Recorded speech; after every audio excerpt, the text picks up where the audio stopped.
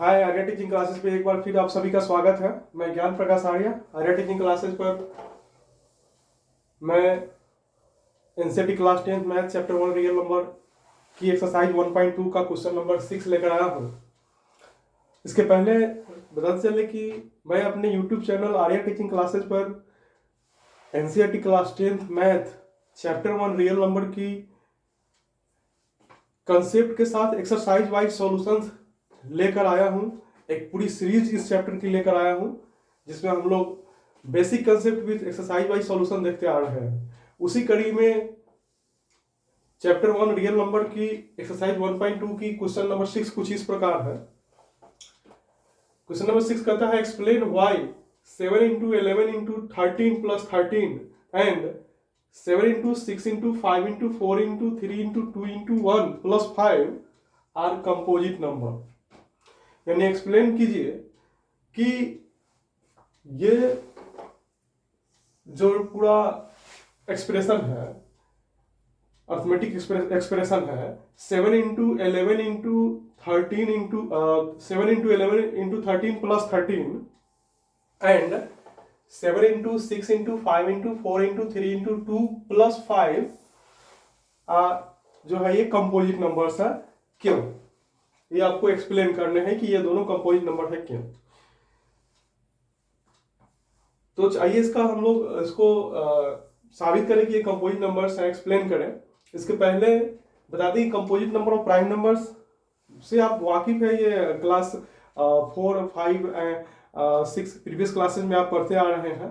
एक बार फिर से मैं इन शॉर्ट रिकॉल कर दूं।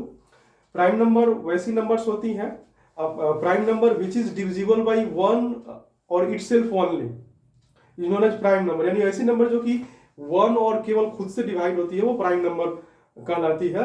जैसे 2, 3, 5, 7, 11, 13, 17, 19, 23 एंड सो ऑन। सबसे छोटी प्राइम नंबर जो है 2 होती है। और जो कंपोजिट नंबर्स क्या होती है? A number which is divisible by 1 itself and other number also. वैसी नंबर जो कि 1 से भी डिविजिबल होती है, खुद से भी डिविजिबल होती है और अदर नंबर से भी डिविजिबल होती है, वो कंपोजिट नंबर्स होती है। तो ये जो कंप्लीट अर्थमेटिक एक्सप्रेशन, ये दो एक्सप्रेशन दिए हुए हैं, इस एक्सप्रेशन को हमको दिखाना है कि ये कंपोजिट नंबर है और क्यों कंपोजिट नंबर है ये हमको दिखाना है। तो इसको एक्सप्लेन करना है। तो चलिए हम इसका सॉल्यूशन देखते हैं। तो पहला जो हमारा एक्सप्रेशन है 7 into 11 into 13 plus 13, ये मेरा पहला एक्सप्रेशन है।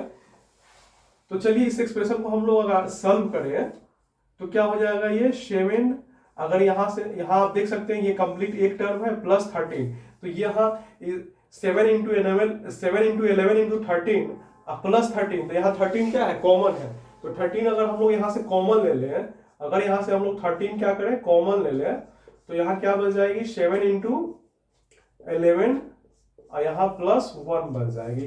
इस दोनों टर्म में से हमने क्या लिया? इस दोनों टर्म में से हमने 13 क्या लिया? कॉमन ले लिया। ठीक है, तो 13 कॉमन लिया तो यहां से केवल ये बचा, 7 into 11 बचा। ये 13 यहाँ बाहर निकल गया, प्लस यहाँ से 13 बाहर निकल गया, यहाँ 1 बचा। ठीक है, अब इसको हम फर्दर एक स्टेप और सॉल्व कर दे तो ये क्या हो जाएगी? 13 इंटू ये क्या होगी? 11 7 जा 27 plus 1।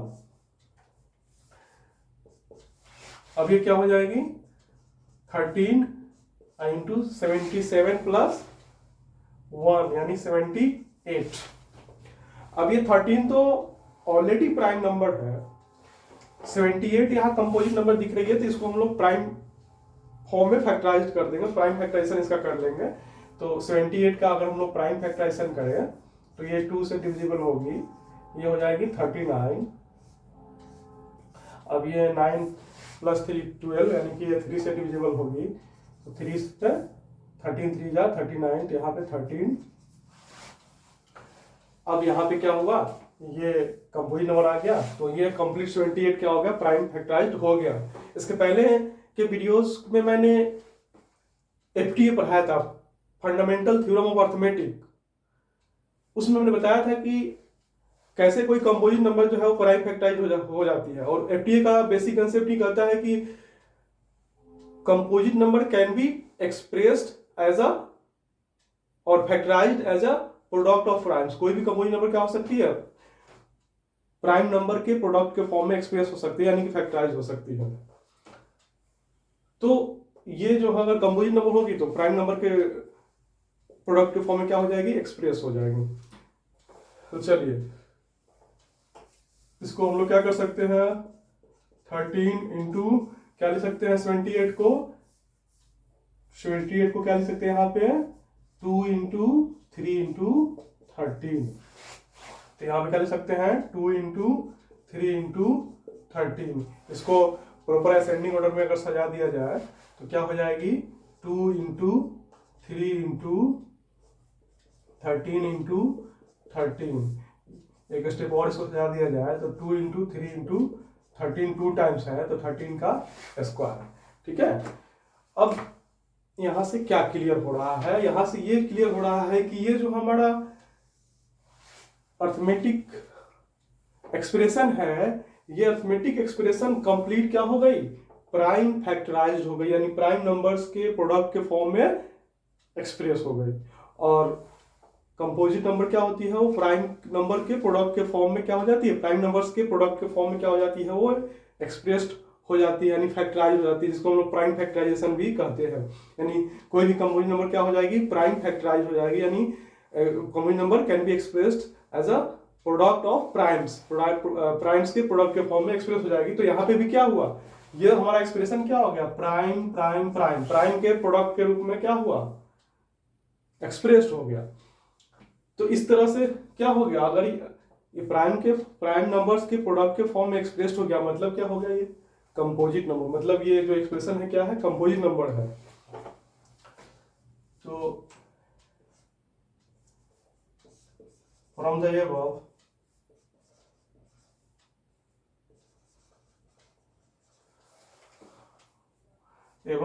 Prime factorisation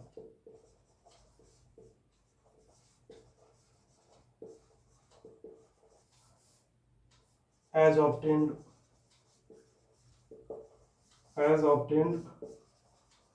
from the prime factorization of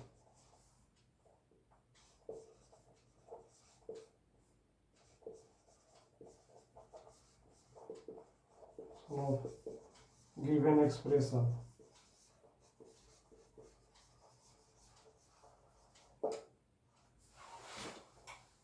from the above prime factorization as obtained from the prime factorization of given expression, यानी गिवन एक्सप्रेशन के प्राइम फैक्टराइजेशन जो ऊपर में जो ऑब्जर्व हुआ, ऊपर में जो ऑब्टेन्ड हुआ है, ये प्राइम फैक्टराइजेशन के आधार में हम क्या कह सकते हैं, it is clear that given expression has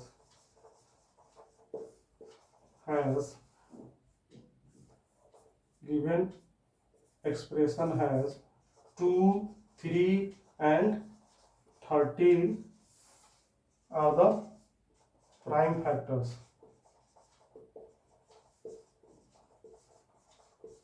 prime factors यानी गिवन एक्सप्रेशन के पास क्या है, 2, 3 एंड 13 जो है प्राइम फैक्टर्स है, और यानी इसके पास मोर देन 2 प्राइम फैक्टर्स है। अगर प्राइम नंबर, ये एक्सप्रेशन अगर प्राइम नंबर होती तो इसके पास केवल एक ही प्राइम फैक्टराइजेशन में केवल ए सेल्फ और 1 ही प्राइम फैक्टर्स आते हैं, लेकिन इसके पास क्या आ गया, 2 भी इसका प्राइम फैक्टर है, 3 भी इसका प्राइम फैक्टर है और 13 भी इसका प्राइम फैक्टर है, यानी मोर देन 2 से ज्यादा प्राइम फैक्टर है, मोर देन 2 प्राइम फैक्टर्स है। सो ये क्या है, given expression is a composite number, है ना। Hence given expression is composite number.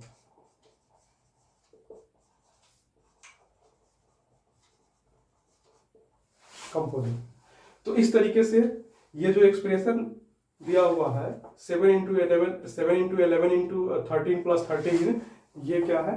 Composite number है। क्यों कंपोजिट नंबर है?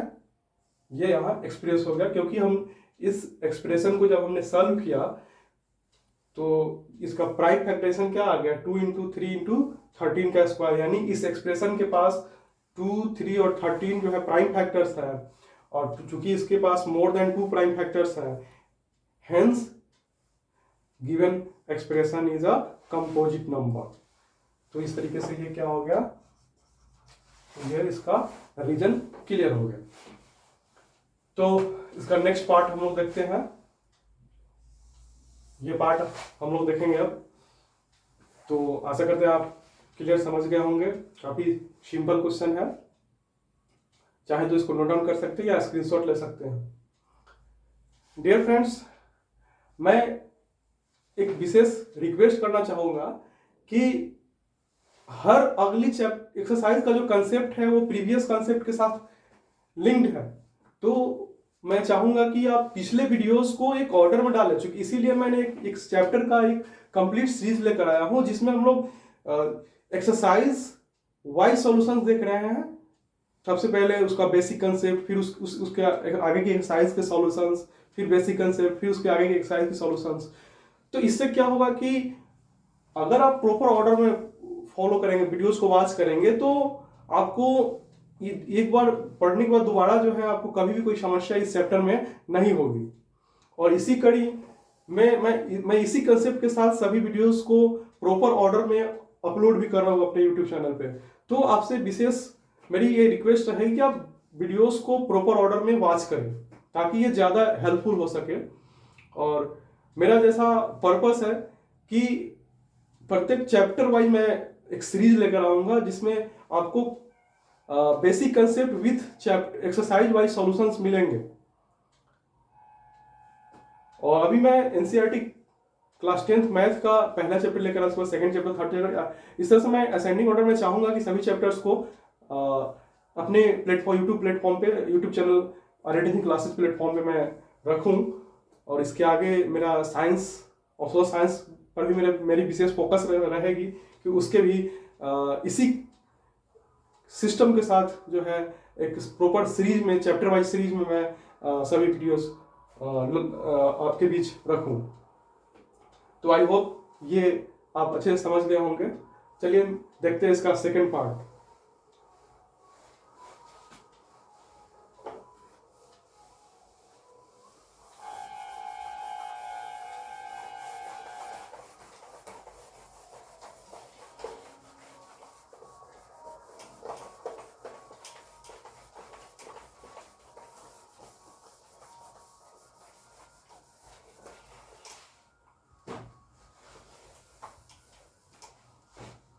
चलिए इसका सेकंड अर्थमेटिक एक्सप्रेशन जो हमारे पास है उसको हम लोग सॉल्व करें।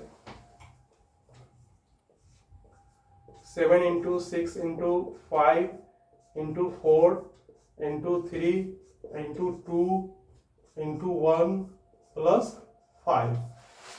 तो जस्ट ये भी प्रीवियस एक्सप्रेशन की तरह ही इसको हम लोग सॉल्व करेंगे। अगर ये कंपोजिट नंबर होगी तो इसकी प्राइम फैक्टराइजेशन में मोर देन 2 प्राइम नंबर्स आएंगे।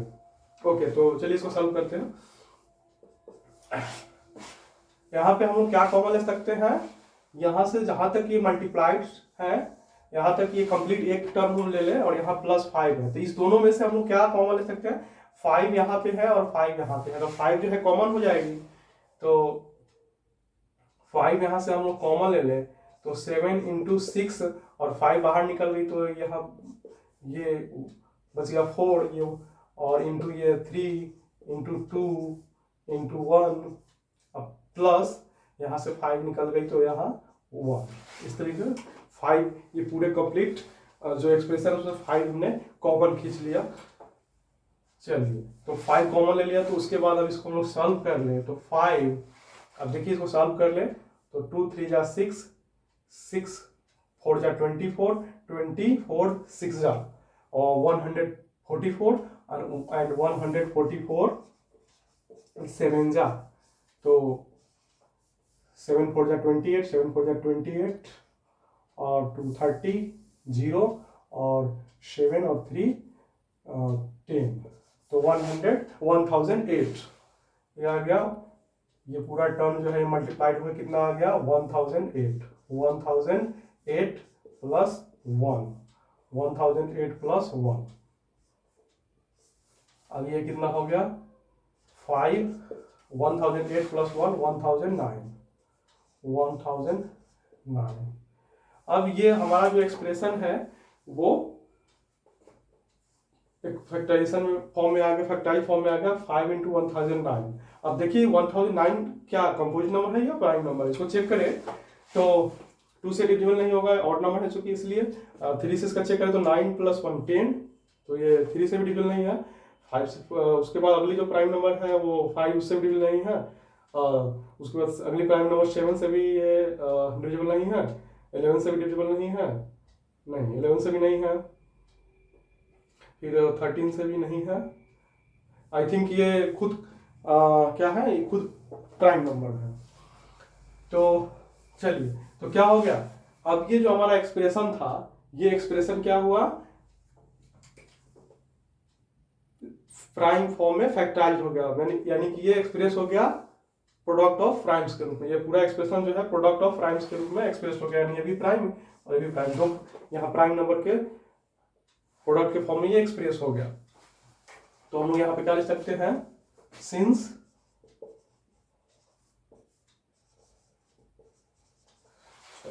गिवन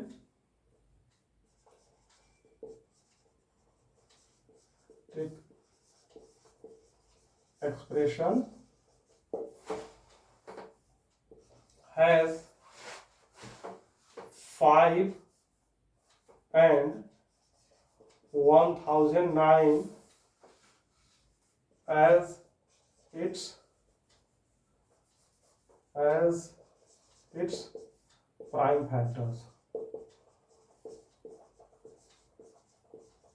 प्राइम फैक्टर्स यानी इस एक्सप्रेशन के पास क्या हुआ कि 5 और 1009 ये दो इसके प्राइम फैक्टर्स हैं।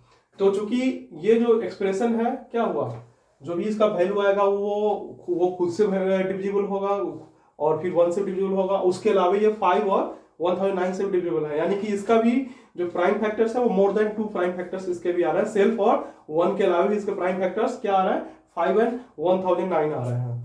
तो इसका मतलब क्या हुआ, hence it is also a composite number, चूंकि इसके भी जो है मोर देन 2 प्राइम फैक्टर्स हैं।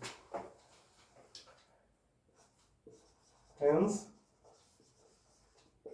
Given expression is a composite number.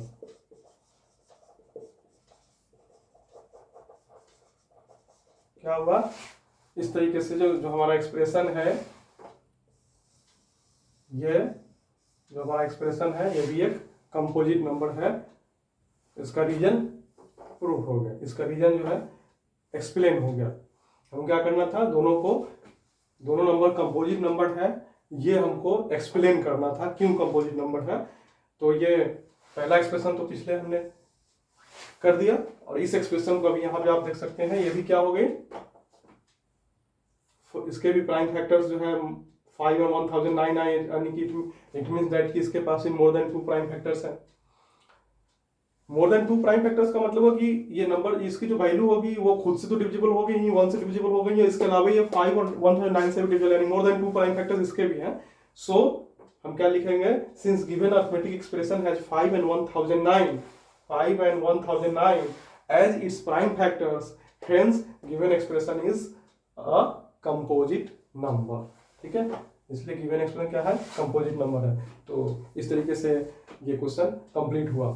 I think आप काफी अच्छे से इसको समझ गए होंगे।